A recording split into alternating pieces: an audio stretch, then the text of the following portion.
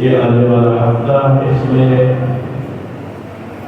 آسمان عبادت و ولایت کے پیارے درخشندہ ستارے حضرت امام حسن عسکری علیہ اعلیٰ تربیت والسلام یوم شہادت ہے۔ اس مناسبت سے آپ تمام محبان اہل بیت علیہ السلام کو عافیت اور تسلیت پیش کرتا ہوں کہ ہمارے آئمہ جن کے بارے میں سب کے سردہ تلوار سے شہید ہوئے کی مدد سے شہید کیے گئے امام حسن عسکری علیہ السلام بھی مظلومانہ انداز سے صرف 28 سال کی عمر میں آپ کو دین دیا گیا اور آپ کا شہادت پر فائز ہوئے کابلہ میں آپ کا مدد کرتے 8 ربیع الاول کو آپ کی شہادت کا دن ہے۔ انشاءاللہ آپ اس دن امام علیہ السلام کی سیرت طیبہ کا مطالعہ کریں، جو نیک عمل کریں، امام علیہ السلام کی بارگاہ میں ہدیہ کریں، امام کے نام کی مجلس اور محفل ذکر کی اس کو منعقد کریں، اگر کہیں منعقد ہے تو اس میں شرکت کریں۔ یہی ایک انداز ہے عقیدت کا، یہی انداز ہے محبت کا، اور یہی ایک طریقہ ہے محبت کے تقاضوں کو پورا کرنے کا۔ اس ہفتے میں کئی ایک واقعات ہیں، بلکہ آج کل کی دنیا میں تو روزانہ ایسے حادثات اور واقعات ہوتے رہتے ہیں جو اپنے اپنے لحاظ سے قابل اہمیت ہوتے ہیں۔ ان میں سے ایک واقعہ جو بین الاقوامی سطح پر رونما ہوا ہے، آپ جانتے ہیں کہ چند مہینے پہلے ایک مہینے پہلے آپ نے دیکھا سویڈن کے اندر سویڈن کی جو گورنمنٹ تھی اس کو باقاعدہ طور پر قرآن جلانے کی اجازت ان کے ہائی کورٹ نے قرآن جلانے کی اجازت دی تھی، اور ایک مسجد کے سامنے انہوں نے پھر ایک درخت پہ قرآن کو جلایا، اور ایک مرتبہ نہیں 2 مرتبہ 2-3 مرتبہ کی عادت جو ہے وہ رونما ہوا۔ تو اس سے ایک پوری دنیا کے مسلمان سے مجبور ہوئے، اور ہم سب کی غیرت دینی کا یہ تقاضا تھا کہ ہم اس پر اپنا رد عمل ظاہر کریں۔ مومنین کرام نے الحمدللہ اپنے اپنے رد عمل کا اظہار کیا۔ عید الاضحیٰ میں قرآن مجید کو ہاتھوں میں پکڑ کر قرآن کے ساتھ اپنی وابستگی کا اظہار کیا کہ قرآن اللہ کی کتاب ہے، قرآن کی حفاظت کرنے والا اللہ ہے، اور ہم قرآن کے ساتھ ہیں۔ یہ ایک اچھا ادباز عراقی جو فٹ بال کی ٹیم تھی، انہوں نے جب وہ کھیل کے میدان میں آئے تو انہوں نے ہاتھوں میں قرآن لہرایا، اور یہ ایک انداز کا اور رسپانس کا ان کی اس گستاخی کا ان کی مثبت بات ہے۔ لیکن آپ دیکھیں کہ اس پر سب سے بڑا جو رسپانس اور قرآن کے حوالے سے جو دیا ہے وہ ایران کے صدر جناب آیت اللہ رئیسی، جب وہ نیو یارک میں بھی گئے ہیں، اقوام متحدہ کی جو اسمبلی ہے اس کا جو سالانہ اجلاس تھا، اور اس میں تمام خطاب کرتے ہیں، تو اس میں جب ان کی خطاب کی باری آئی تو ان کے ایک ہاتھ میں قرآن مجید تھا، اور اس نے قرآن مجید کی عظمت کیا حوالے سے اس اقوام متحدہ اس پر انہوں نے اس قرآن کی عظمت کے حوالے سے بات کی اور قرآن کے دفاع کی بات کی۔ یہ آگے دیکھیں کسی اور مسلمان ملک کے صدر کو بھی یہ توفیق ہوئی ہے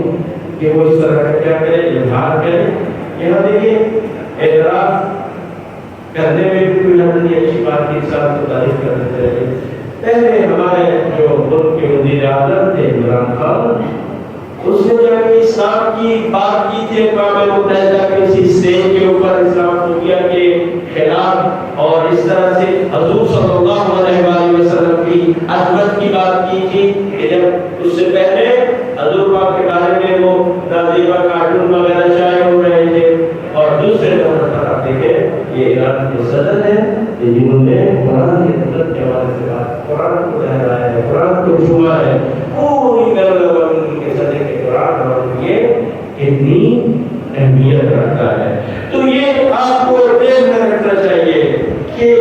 قرآن کی جو عظمت ہے، قرآن کا جو احترام ہے، اور قرآن کی جو حفاظت اللہ نے اپنے دل میں دی ہے، اس کے حوالے سے وہی لوگ ہی اس قرآن کی حمایت اور دفاع کر سکتے ہیں کہ جو اہل بیت علیہ السلام کے ماننے والے ہیں، کیونکہ قرآن اور اہل بیت کے ساتھ ساتھ ہے، اور وہی اس کا دفاع کرتے ہیں اور کریں گے انشاءاللہ تعالی کہ جو اس قرآن کے وارث کے ماننے والے ہیں کہ جن کے عقیدے پہ وہ وارث زندہ ہے۔ یہ بہت بڑی بات ہے۔ آپ دیکھیں کہ دشمن اس کے مقابلے میں ہمارے اوپر الزام لگاتا ہے۔ یہ چند دن پہلے بھی کراچی میں ایک خبیث نے اپنے اندر کی جو غلاظت ہے اس کو نکالا ہے، اور ابھی کبھی فرمان ہے کہ انسان اپنی زبان کے پیچھے چھپا ہوا ہوتا ہے، تو اتنی غلیظ اس نے زبان استعمال کیا ہے، یہ اسی کے لیے ہی سزاوار ہے، اور وہ اس طرح ہے کہ اس طرح کی گندی زبان وہ استعمال کرے، اس سے اپنی اصلیت کو ظاہر کیا ہے۔ تو اس میں وہ کہا کہ یہ جو ہے وہ قرآن نہیں پڑھ سکتے، جبکہ آپ دیکھیں کہ اس وقت بین الاقوامی مقابلوں میں رات کے ہو، حفظ کے ہو، اگر پچھلے چند سالوں سے 30-35 سال سے اگر کوئی فرسٹ آ رہے ہیں، پوزیشن لے رہے ہیں بین الاقوامی مقابلوں میں، تو وہ کوئی اور نہیں ہے، وہ اہل بیت علیہ السلام کے بارے میں۔ اور اس میں بھی آپ دیکھیں اس کو ضرورت نہیں ہے کوئی عالم اسلام نے کہ قرآن کی عظمت کے حوالے سے اس طرح سے بات کریں، یہ پھر اسی نے بھی بات کی ہے جو امیر المومنین علی بن ابی طالب علیہ السلام کا ماننے والا ہے۔ اور یاد رکھیں یہ اسلام کی جتنے بھی مقدسات ہیں، اس کی حقیقی حفاظت کرنے والے وہ وہی ہو سکتے ہیں جو اہل بیت علیہ السلام کے ماننے والے ہیں، کیونکہ ہمیں یہ چیز پھر سے دیکھنی چاہیے ہے۔ ہمارے امام حسین علیہ السلام نے قرآن کی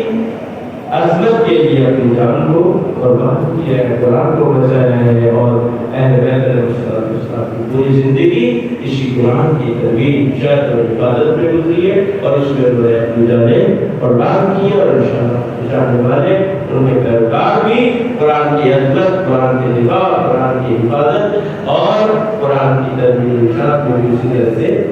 اہل بیت علیہ السلام کی پیروی کرتے ہوئے اپنا کردار ادا کرتے رہیں گے انشاءاللہ تعالی۔ آپ امید سے یہ ایک گزارش ہے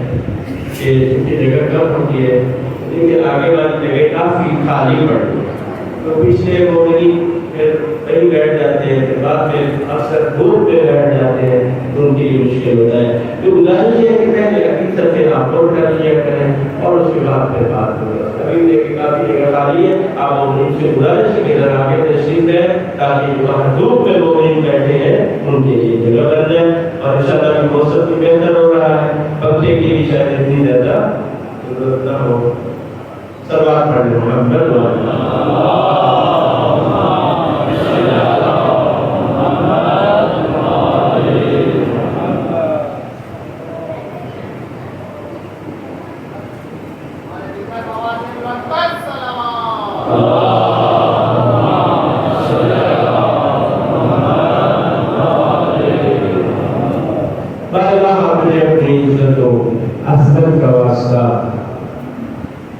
قرآن کے حقیقی وارث، قرآن کے حقیقی محافظ، قرآن کے حقیقی مفسر حضرت امام کمال علیہ السلام کی ظہور و تعلیم کا پروردگار ہمیں ان کی جانشاہ میں شامل کر،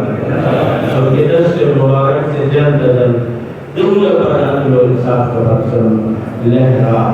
परवरदिगार ज़ुल्म और जौर का खात्मा फरमा, हमारी मिल्लत के अंदर इत्तेहाद व वहदत अता फरमा। अहले बैत के जो पैरोकार हैं, खुदाए उनको सरबुलंदी, इज्जत और सरफराजी अता फरमा। जिल्लत और रुसवाई दुश्मनान इस्लाम के लिए, मुनाफिकीन के लिए करार दे। परवरदिगार इस पाकिस्तान की हिफाजत फरमा। इन मुश्किल हालात में पाकिस्तान है, परवरदिगार इसमें हमारी खताएं हैं, खुदाया हमारी खताओं को माफ फरमा। इस अज़ाब से जो इब्रत हुआ है, ये जो खाइन लोग हैं हम पर हुकूमत कर रहे हैं, हम पर मुसल्लत है, खुदाया इनसे खुदाया हमें इनसे हमारी जान छुड़ा और हमें आदिल त्यागदार मुकरान अता फरमा। इस आवाम का सोचे, इनके मज़ाहिर का सोचे, मुश्किलात का सोचे, इस्लाम की खिदमत का सोचे, मुल्क की सालियत का सोचे, मुल्क के इस्तिक़लाल आज़ादी का सोचे और इस मुल्क को गुलामी से निजात अता फरमाए।